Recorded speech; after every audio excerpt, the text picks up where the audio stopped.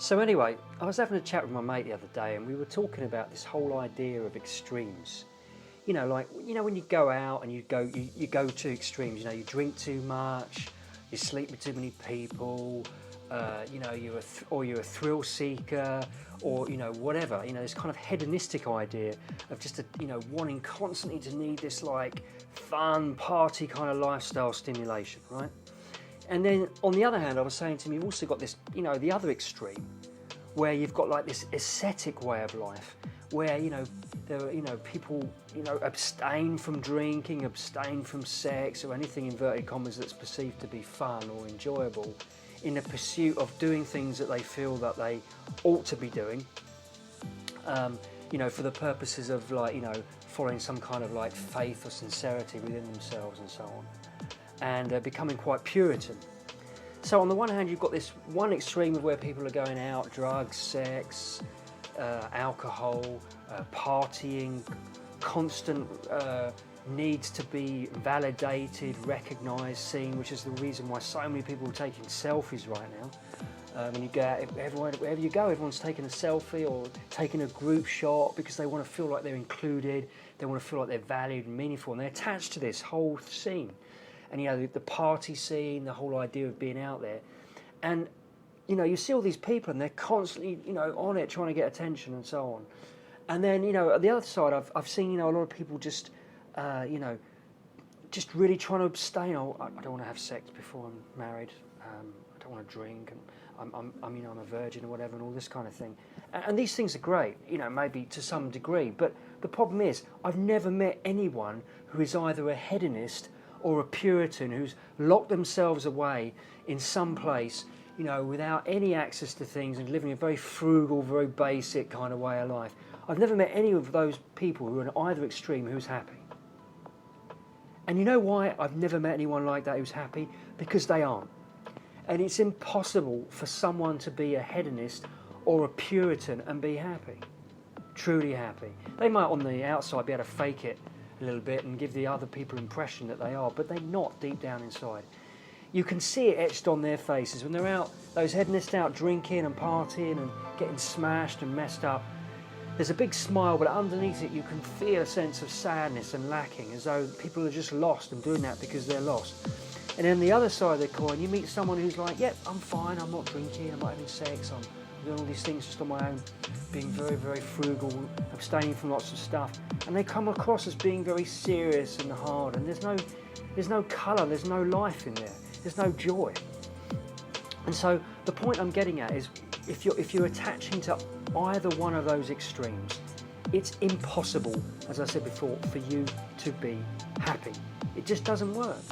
You weren't meant to find happiness in that way, and in fact I don't even think most people actually understand what happiness really is. Most people think happiness is attaching to some ideology, and this is the reason why they get caught in this extreme loop of either being either abstaining or indulging. But in reality, what most people really, really should be looking at is what I call the middle way. And this comes from Buddhism as well. I must advocate, I'm not Buddhist. And it's the idea of not having too much or too little of either.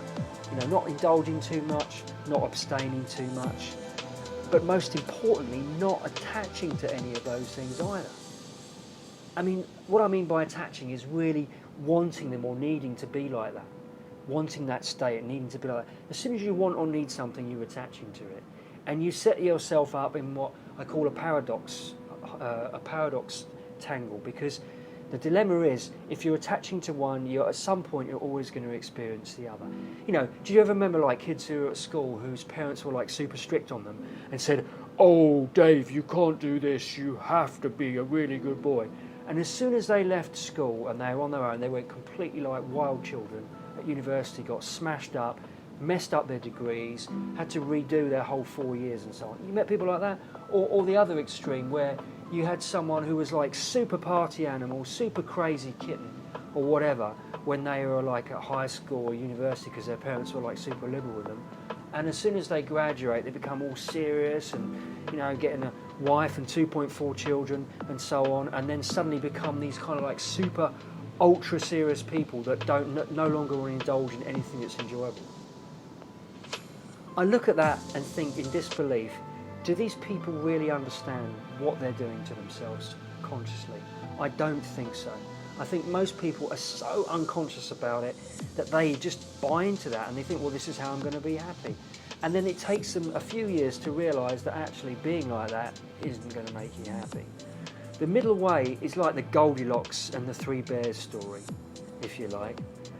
Or, you know, that time when your mum used to say to you when you were a kid, look, have 1 or 2 sweets, but not too many. Take a little bit of nasty medicine, but not too much. You know, the same kind of thing. The Goldilocks and the Three Bears story is basically one porridge. There were 3 porridges, and one porridge in the middle was the ideal taste. And it was ideal because it combined a little bit of both, the first and the third porridge, but didn't have too much of either. And so therefore it was the best of all 3.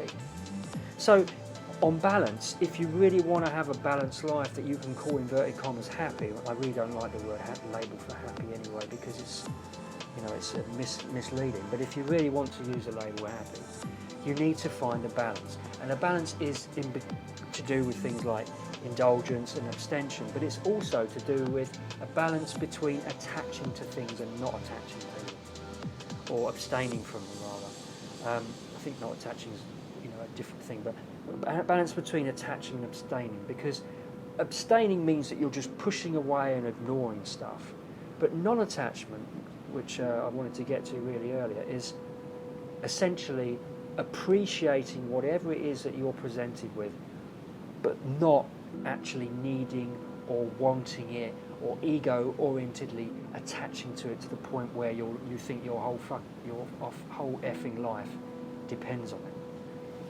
And I think then you can find a measure of peace. So just to recap, middle way between hedonism and asceticism. You could apply this to anything. It can be work and play or whatever, but the point is the same. The point is balance, and the point is until you have that balance in your own mind consciously, you're aware of it, you can't find peace. Peace does not exist in either of the other 2 extremes. Okay? Anyway, I just wanted to share that because it's something that I've done and I've had to do, and I, you know, to some degree always continue to do. Thanks a lot.